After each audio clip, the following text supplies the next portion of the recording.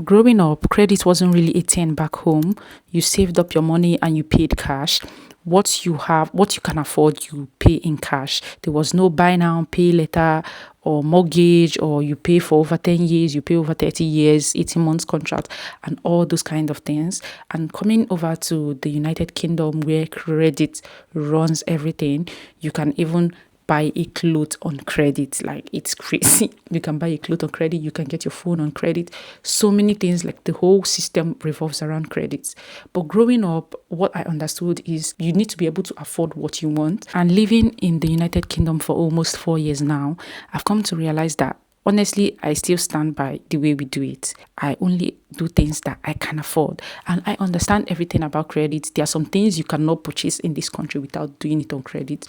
Not really you cannot, but the vast majority cannot without doing it on credit, like a house and a car, depending on the type of car you want to buy. So some people cannot pay upfront, like cash. I understand that, but honestly, every other thing and most other things should be kind of not so important. Honestly, at first, when I came into the United Kingdom, if you hear about credit, I was like, no, I'm not going to put myself in any kind of debt. I'm not going to buy anything on credit, because I was just like, it's bad. If you cannot afford it, just rest. If you cannot afford it, don't buy it. That was my mantra. I didn't want to get in any form of debt because I felt like it doesn't really make any sense. You're just telling me that I should get a clothes on credit. It doesn't just make any sense to me. And while I still stand by that, I do appreciate that it helps people live a good quality lifestyle, not living above your means, because that's besides the point, but living a good quality lifestyle. And houses are so expensive in this country, and it's quite hard to buy a house cash.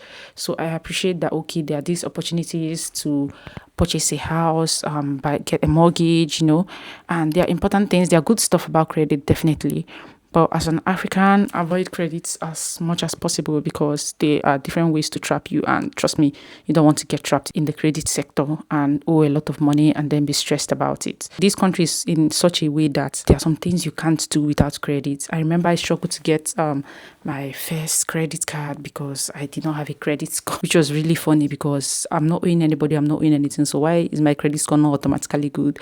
But apparently you need to owe to have a good credit score, which I'm not gonna judge. But as an African, I'm quite skeptical about credit. I'm quite careful rather about credits. I try to avoid it as much as possible, but I do appreciate there are some benefits to it.